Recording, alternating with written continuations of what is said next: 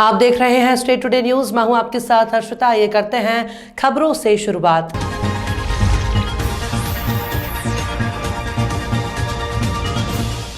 दिनांक 23 फरवरी 2023 को कटनी जिले के जनपद पंचायत बुडबारा में मुख्यमंत्री कन्या विवाह योजना के तहत 71 जोड़ों का सामूहिक विवाह संपन्न कराया गया। साथ ही भारतीय जनता पार्टी के मुख्यमंत्री शिवराज सिंह चौहान के द्वारा प्रत्येक जोड़ों को 11,000 रुपए के चेक, आभूषण, दहेज की सामग्री सहित कुल मिलाकर नगद सहित 51,000 प्रत्येक जोड़ों पर अलग अलग भारतीय जनता पार्टी की सरकार ने खर्च किया, जिसमें विजय राघवगढ़ विधानसभा क्षेत्र के 33 जोड़ों का विवाह संपन्न हुआ। विजय राघवगढ़ विधायक संजय पाठक के द्वारा 33 जोड़ों को अलग अलग 5100 रुपए की नगद राशि दी गई। वहीं शहडोल लोकसभा सांसद हिमाद्री सिंह वर वधू का आशीर्वाद देते हुए कहा कि हमारे मुख्यमंत्री इस तरह का कार्य निरंतर करते रहे, हम उनके उज्जवल भविष्य की कामना करते हैं। इस मौके पर उपस्थित कटनी कलेक्टर अभी प्रसाद, जनपद पंचायत बड़वारा सीईओ के पांडे, बड़वारा थाना प्रभारी अंकित मिश्रा, जनपद पंचायत अध्यक्ष सुधा जायसवाल, संजय पाठक के विधायक प्रतिनिधि काशी प्रसाद गुप्ता, बरही मंडल अध्यक्ष केशव यादव, कितौली मंडल अध्यक्ष शिव गोपाल चतुर्वेदी, जनपद पंचायत के उपाध्यक्ष, जनपद पंचायत बड़वारा के सरपंच, सचिव, कर्मचारी, जनप्रतिनिधि सहित अन्य लोग उपस्थित रहे।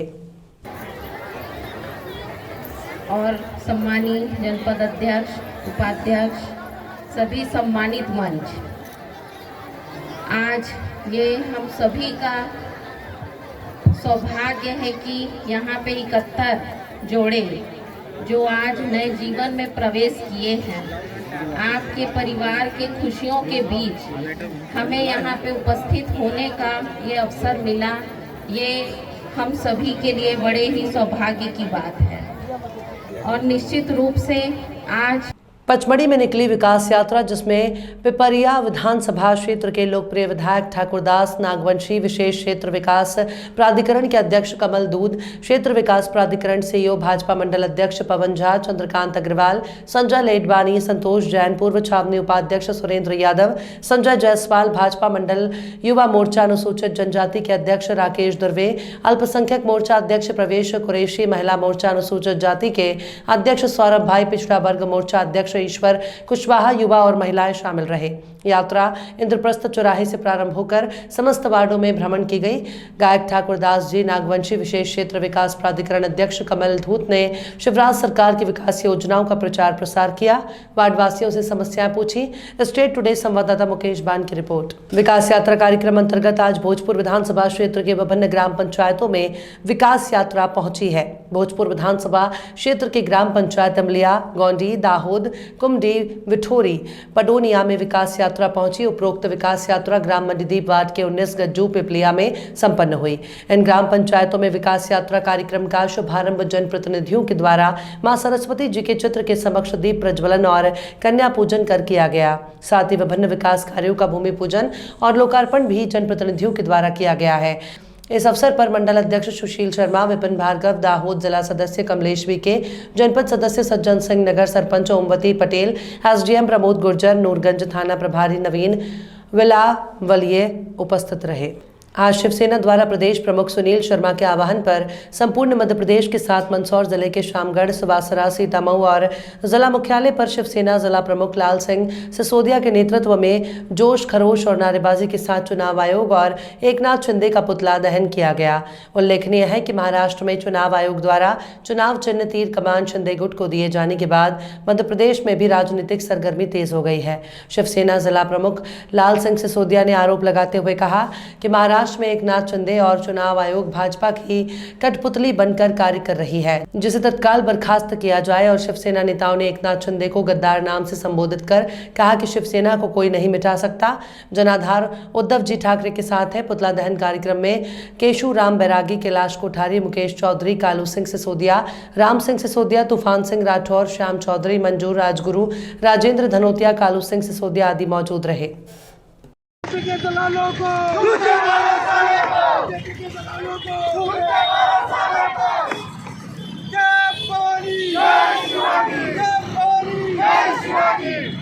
सुनील भैया संघर्ष करो, हम तुम्हारे साथ हैं। सुनील भैया संघर्ष करो, हम तुम्हारे साथ हैं। तो सब संघर्ष करो, हम तुम्हारे साथ हैं। तो सब संघर्ष करो, हम तुम्हारे साथ हैं। तो सब संघर्ष करो, हम तुम्हारे साथ हैं।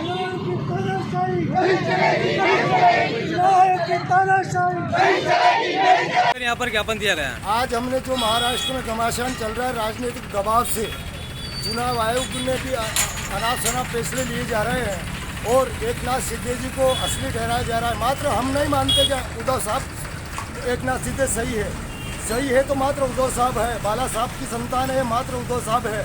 तो चुनाव आयोग भी ठहरा था कि बाला साहब की संतान का कार्यकाल एकनाथ शिंदे को दिया जाता है।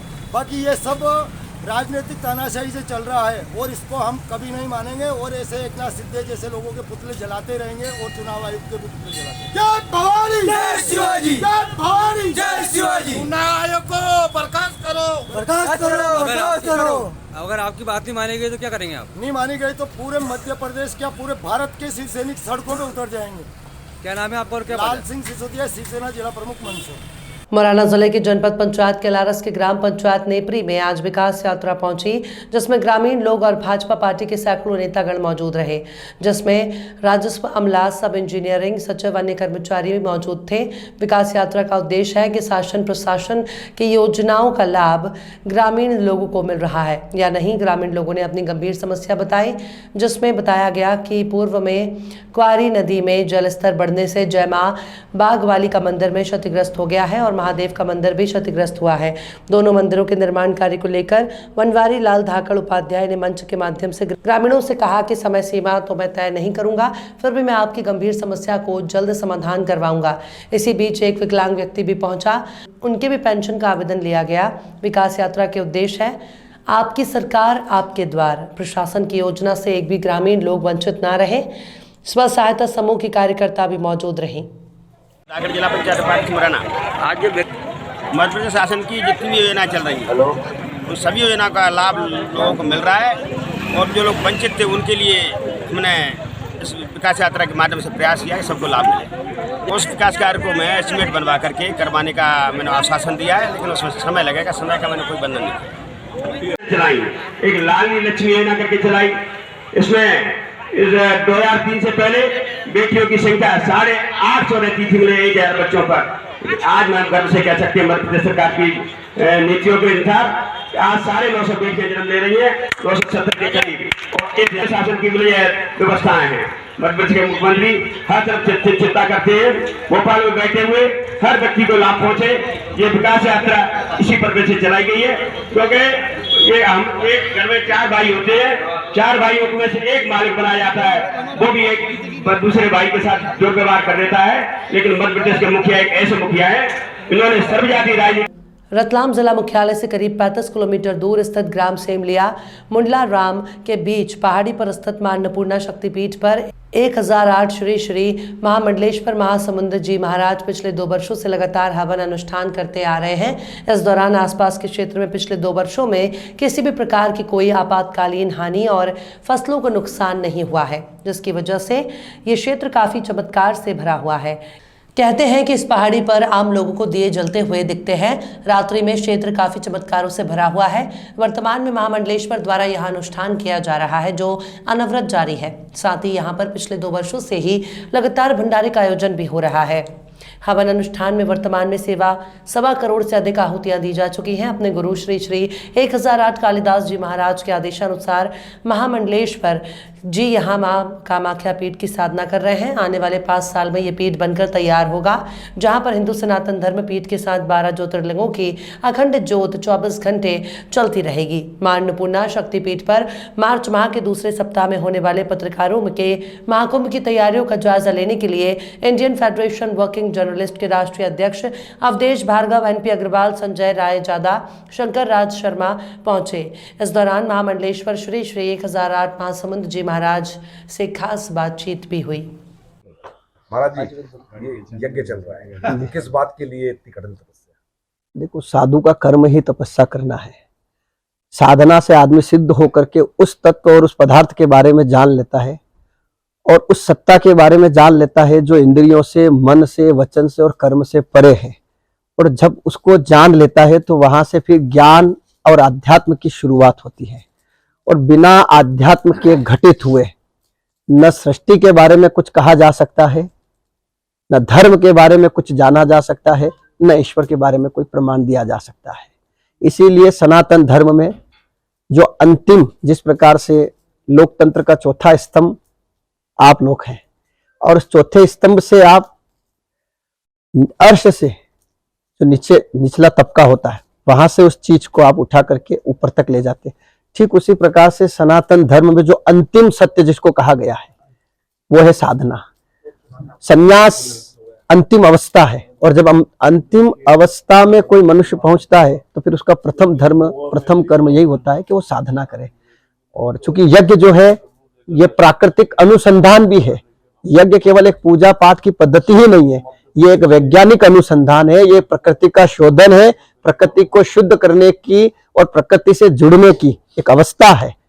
और संन्यास मार्ग पर चूंकि गुरु परंपरा सर्वश्रेष्ठ मानी जाती है, तो हम अपने गुरु के आदेश से भगवती के चरणों में बैठ करके यज्ञ कर रहे हैं। और इस यज्ञ को करके हम ये जानना चाहते हैं कि प्राकृतिक काल में, सनातन काल में, प्राचीन समय में ऋषि महात्मा इतने हजारों वर्षों से यज्ञ क्यों करते थे? आखिर इसका संबंध जीव से, आत्मा से, तत्व से, प्रकृति से और इस अनंत सत्ता जो ऊर्जा है इससे क्या है? क्या जन कल्याण का भी कोई संकल्प इसके पीछे है? ये यज्ञ ही अपने आप में जन कल्याण है। इससे बड़ा और जन कल्याण क्या हो सकता है कि जब कोई साधु तप करेगा तो तप से वो उस अवस्था को प्राप्त करेगा, वो उस ज्ञान को प्राप्त करेगा, और उस ज्ञान से ही तो फिर वो जनता का मार्गदर्शन करेगा, जनता को क्या दिशा निर्देशित करेगा। जब कोई कानून बनता है तो कानून बनाने से पहले विचारशील लोग उसके बारे में बहुत मनन करते हैं, चिंतन करते हैं, और चिंतन मनन करने के बाद ये तय होता है कि ये कानून जनता का ये लाभ करेगा। ठीक उसी प्रकार से इतना कठिन जो व्रत है, ये तप है, ये जप है, इसी से तो ये सिद्ध होगा, इससे जो ज्ञान प्राप्त होगा, इससे जो मन की अवस्था, चेतना जो जागृत होगी, उसी से तो भारत का, राष्ट्र का और राष्ट्रवासियों का हम दिशा निर्देशन कर पाएंगे कि इस मार्ग पे चलो, इधर तुम्हें संकटों से मुक्ति होगी, इस रास्ते पे चलो जहां तुम्हारा आदर्श स्थापित होगा। तो ये तो अपने आप में जन कल्याण है। ये कठिन आराधना जो आपकी है, क्या इस आराधना से आपको विश्वास है कि सनातन संस्कृति, सनातन धर्म एक बार फिर पूरे विश्व की सुरक्षा करने वाला, और सनातन तो पूरे विश्व को सुरक्षा देता, हम इसकी क्या सुरक्षा करेंगे? धर्मो रक्षति रक्षत, एक सूत्र है वेदांत का कि यदि हम धर्म के साथ है और धर्म की छत्र छाया में है, धर्म हमारी रक्षा करेगा। लेकिन फिर भी अभी वर्तमान जो परिस्थितियां चल रही है, इसको देख करके देश का जो राजा होता है उसका भी एक राजधर्म होता है, और देश का राजा जिस धर्म का पालन करता हो, प्रजा भी उसी धर्म का पालन करेगी। और ये सनातन की भूमि है, ये मर्यादा पुरुषोत्तम भगवान श्री राम की भूमि है, ये भगवान श्री कृष्ण की भूमि है, और ये अवतारों की भूमि है। और फिर भी वर्तमान समय में यदि विधर्मी बार बार सनातन पे कुठाराघात करते हैं, तो जो सत्ता पक्ष में बैठा हुआ राजा होता है उसका यह धर्म होता है, धर्म होता है कि वो सनातन धर्म के अनुयायियों की रक्षा करने के लिए और धर्म पथ पर चलने वाले अग्रसर लोगों की रक्षा करने के लिए कोई ऐसे कानून की स्थापना करे, ऐसे विधि विधान की स्थापना करे कि जिससे धर्म का अनुसरण करने वाले लोगों को रक्षा मात्र प्राप्त हो जाए। सबसे पुराना धर्म सनातन धर्म माना जाता है, उसके बाद भी अन्य सभी धर्मों के लोग प्रश्न चिन्ह भी उठाते हैं और कहीं न कहीं अपने आप को श्रेष्ठ साबित करते हैं। इसको लेकर आप क्या कहेंगे? मैं इसका एक ही जवाब दूंगा कि आपने पूछा पुराना और नया, तो मैं यह तय कर देता हूं कि दुनिया के सारे ग्रंथों को एक जगह इकट्ठे कर दीजिए और सारे धर्म गुरुओं को आप एक जगह इकट्ठे कर दीजिए, वैज्ञानिक तथ्य के आधार पे, कथाओं के आधार पे, तथ्यों के आधार पे, प्रामाणिकता के आधार पे सुप्रीम कोर्ट की जुडिशरी बिठा करके और देश का पूरा मीडिया लगा करके बहुत बड़े स्तर पे धर्म संवाद करा के देख लीजिए, सनातन धर्म से बड़ा प्राचीन कोई धर्म नहीं। एक बात। दूसरी बात, सनातन जो शब्द है इसका अर्थ होता है परंपरा से चले आना, परंपरागत। अब परंपरा का मतलब होता है जब से सृष्टि स्थापित हुई है, सृष्टि का ये स्थापन जो हुआ है पंच तत्वों से माना जाता है, अग्नि, जल, वायु, आकाश, पृथ्वी। और जो ये पंच तत्व है जब से ये बने हैं, जब से ये स्थापित हुए और पंच तत्वों की सृष्टि बनी, तब से सृष्टि के द्वारा जो नियम स्थापित हुए हैं उसको सनातन कहा जाता है। अब यदि कोई ये कहे कि वो धर्म महान है, ये धर्म महान है, तो मैं ये साबित कर सकता हूं, ये सिद्ध कर देता हूं कि सनातन को छोड़ के देश में, विश्व में कोई धर्म नहीं है। क्योंकि धर्म किसी व्यक्ति विशेष के द्वारा स्थापित नहीं होता है, और जो भी व्यक्ति विशेष के द्वारा यदि विचार दिए गए हैं, व्यक्ति विशेष के द्वारा सूत्र दिए गए, तो उनको आप मत कह सकते, संप्रदाय कह सकते, मजहब कह सकते, पंथ कह सकते, लेकिन वो धर्म नहीं हो सकता है। क्योंकि धर्म किसी भी व्यक्ति विशेष के द्वारा स्थापित नहीं होता है। धर्म का अर्थ होता है समग्र का जोड़, और समग्र तो ये सृष्टि है, और सृष्टि का जो जोड़ है, जो नियम है, जो सिद्धांत है, वो सनातन है। इसलिए इसको किसी भी प्रकार से झुटलाया जा नहीं सकता है। Thank you. से पुनर्स्थापित होगा? देखिए, मैं आपके प्रश्न का जवाब देता। आपने एक शब्द बोला स्थापित, तो मैं आपको और मेरे इन विचारों से एक बात तय कर देता हूं कि जो लोग ये सोच रहे हैं या सोचते हैं कि धर्म की स्थापना होती है, तो मैं ये सोचता हूं वो प्रायः बिल्कुल अंधकार भरी बात है। क्योंकि धर्म तो सदैव स्थापित रहता है। धर्म जो है वो कहाँ है? बाहर जो आप कुछ देख रहा है, जो आपको बाहर दिखाई दे रहा, जो आपकी इंद्रियां आपको बाहर दिखाई दे रही, उसे यदि आप धर्म मानते हैं तो वो धर्म नहीं है। धर्म तो पैदा होने वाले प्रत्येक मनुष्य के आत्मा के साथ जन्म से ही उसको प्राप्त होता है और मृत्यु की अवस्था तक वो उसके साथ होता है। सनातन धर्म को लेकर के लगातार प्रश्न चिन्ह उठते रहते हैं और कहीं न कहीं कुठाराघात जैसी स्थितियां सामने आती है, उसको लेकर क्या कहेंगे? देखिए, ऐसा है कि जिन्होंने अमृत नहीं पिया वो अमृत के बारे में कुछ नहीं बता सकते। जो समंदर की गहराई में नहीं गए वो समंदर के बारे में नहीं बता सकते। जो हिमालय की चोटी पे नहीं गए, वो उनसे अगर यदि पूछा जाए कि आप हिमालय के बारे में क्या कहेंगे, तो वो यही कहेंगे वो एक पत्थर का ढेर है। तो जब तक किसी चीज के बारे में जाना नहीं जा सकता है तब तक वो कुछ नहीं कह सकते। और जो जानना ही नहीं चाहते हो, फिर वो तो आरोप प्रत्यारोप और कुठाराघात करके जैसे तैसे अपने आप को श्रेष्ठ साबित करने का प्रयास करेंगे। प्राय देखा गया है कि जब भी किसी संत की उपलब्धि ज्यादा होती है या उन्हें क्षेत्र में अगर पहचाना जाता है, तो उसी समय उनको लेकर के काफी सारी विरोधाभास की बातें सामने आती है। हमने शास्त्रों में पढ़ा था कि प्राचीन काल में ऋषि महात्मा तपस्या करते थे तो उससे सत्ताधारी इंद्र का सिंहासन डोलता था। ऐसा मैंने पढ़ा है, कथाओं में सुना भी है।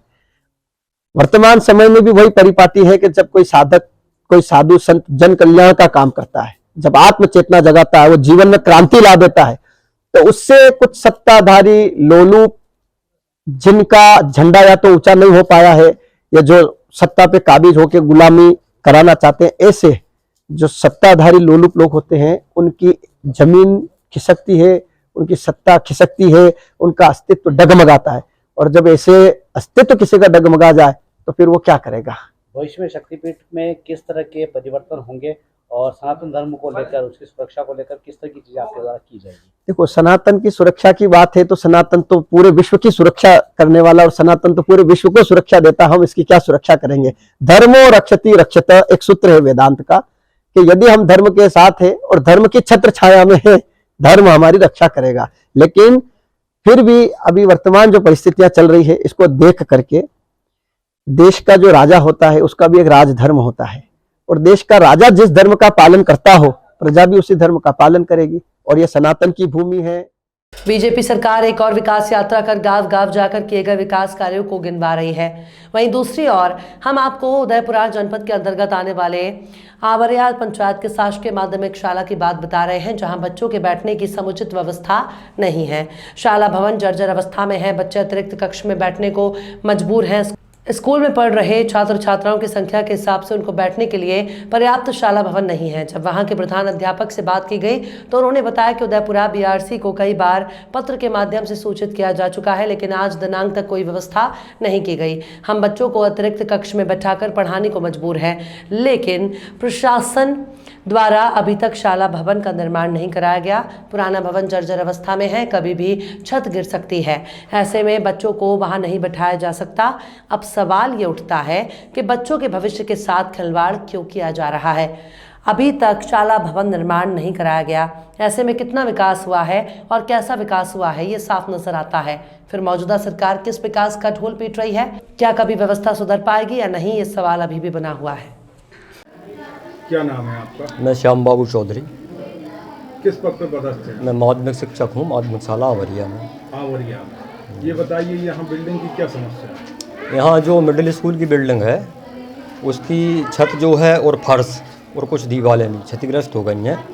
तो बारिश का पानी, जब बारिश होती है तो पानी टपकता है उसमें से, और कुछ कंकड़ पत्थर भी जो है छत से नीचे गिरते हैं, इसलिए उसको जो है हमने क्षतिग्रस्त में घोषित कर दिया है और उसमें बच्चों को बिठाते नहीं हैं अपन। ये बताइए, ये स्कूल कितने स्टैंडर्ड तक है? 1 से 8 है।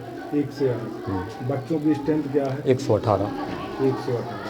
क्या यहाँ पर्याप्त मात्रा में बच्चों के बैठने के लिए व्यवस्था है? नहीं, पर्याप्त नहीं है। वो बिल्डिंग, खास तो वही बिल्डिंग थी मिडिल की अपनी, वो अभी बंद है। आपने कहीं शिकायत नहीं की? नहीं, बीआरसी में दे चुके हैं हम आवेदन बार बार। जब भी हमसे मांगी गई है जानकारी, जब भी ज़रूरत पड़ी है। कितनी बार आप जानकारी दे चुके हैं? बीआरसी में हम 2 बार 3 बार जानकारी दे चुके हैं, लेकिन अभी तक समस्या आपकी बताया गया है हमें कि इस पर जो है कार्रवाई हो रही है और इसकी राशि आने वाली है, लेकिन अभी तक अपने उसमें राशि आई नहीं है। कितना समय हो गया मतलब इस बिल्डिंग को क्षतिग्रस्त हुए? कितना समय? इसमें पिछले वर्ष से अपने बच्चे नहीं बिठाए। 1 वर्ष हो गया। आज कटनी जिले के तहसील कार्यालय बरही में कांग्रेस कार्यकर्ताओं ने ब्रजराज सिंह परमार के नेतृत्व में भाजपा के खिलाफ नारे लगाते हुए रैली निकालकर राज्यपाल के नाम एसडीएम को ज्ञापन सौंपा। साथ ही आम जनों की परेशानी को देखते हुए सरकार से मांग की मेहर मार्ग में बने हुए पुल का निर्माण जल्द करवाया जाए, नहीं तो हम उग्र आंदोलन करने के लिए मजबूर होंगे। वहीं कांग्रेसियों ने भाजपा पर आरोप लगाते हुए कहा कि पुल का जो निर्माण कराया गया वो गुणवत्ताहीन कराया गया, इसे जल्द ही गुणवत्ता से बनाया जाए ताकि आवागमन चालू हो जाए। इस प्रकार से कांग्रेस कार्यकर्ताओं ने राज्यपाल के नाम ज्ञापन सौंपकर ज्ञापन के माध्यम से कई विभिन्न मांगे रखी हैं। ज्ञापन सौंपने के दौरान मौके पर उपस्थित आरटी सेल के अध्यक्ष संजय बिलोहा, सीएल गर्ग, हरप्रसाद सोनी, कौशल सिंह, राजेंद्र सोनी, श्याम तिवारी, सुरेंद्र दुबे, प्रदीप तिवारी, शाहिद खान, पीडी यादव, तुकाराम सहित बरही नगर के अनेकों कांग्रेस कार्यकर्ता उपस्थित रहे। कुल मिलाकर कहा जाए तो लगभग 2 दर्जन के ऊपर कांग्रेस कार्यकर्ता शामिल रहे। मामला है आज जो बरही से मैहर मार्ग पर छोटी महानदी का पुल बना हुआ है वो आज विगत 3 महीने से बंद पड़ा है, जबकि अगर वह खराब है, बेकार हो चुका है, तो वहाँ पर मरम्मत कराई जानी चाहिए। और मरम्मत अगर नहीं कराई जा रही तो खोला क्यों नहीं जा रहा? और छोटे वाहनों के लिए पुल तो ऑलरेडी चालू हो जाना चाहिए, इतना तो मजबूत है पुल, लेकिन लगातार इन कई सारे मुद्दों को लेकर के और हम लोगों ने लगातार यहाँ खड़े होकर ज्ञापन दिया है और इसके लिए हमने आदरणीय क्या बोलते हैं राज्यपाल जी के नाम पे हमने ज्ञापन ये सौंपा हुआ है जी। परिचय? मैं पंडित संजय बिलोहा, IT सेल विधानसभा अध्यक्ष। आप लोग सौंपे हैं एसडीएम साहब को? आज सभी कांग्रेसी एकत्रित होकर एसडीएम महोदय को एक ज्ञापन के माध्यम से हम लोगों ने मांग की है कि कई महीने से महानदी का पुल बंद पड़ा है, जिससे सतना जिला, कटनी जिला, शहडोल जिला, उमरिया जिला, 4 जिला के लोगों को आने जाने में भारी कठिनाई का सामना करना पड़ रहा है, जिसको शीघ्र अविलंब चालू करवाने की मांग हम सब कांग्रेसियों ने एसडीएम महोदय से किया है। परिचय आपका? राजेंद्र सोनी। बताएंगे किन मांगों को लेकर तहसील कार्यालय आप आए हुए हैं? देखिए, यहाँ प्रथम मांग तो ये है कि जो विगत 3-4 माह से महानदी का पुल जो चित्रकूट चमरकंटक जाता है वो बंद कर दिया गया है, बिना किसी सूचना के, बिना किसी कारण के। और लोग वहाँ अभी कल परसों एक एक्सीडेंट हुआ है, आदमी मर गया। छोटे छोटे बच्चे, महिलाएं पैदल चलती हैं 11 बजे। इसलिए इसको तत्काल चालू करा जाए। और इसके पूर्व माननीय मुख्यमंत्री जी ने, माननीय सांसद जी ने, माननीय विधायक जी ने बरही बिजरावगढ़ में बाईपास निर्माण के लिए घोषणा की है, आज तक कार्रवाई नहीं हुई। खबरों में फिलहाल इतना ही। और भी खबरों के अपडेट्स के लिए आप देखते रहिए स्टेट टुडे न्यूज़।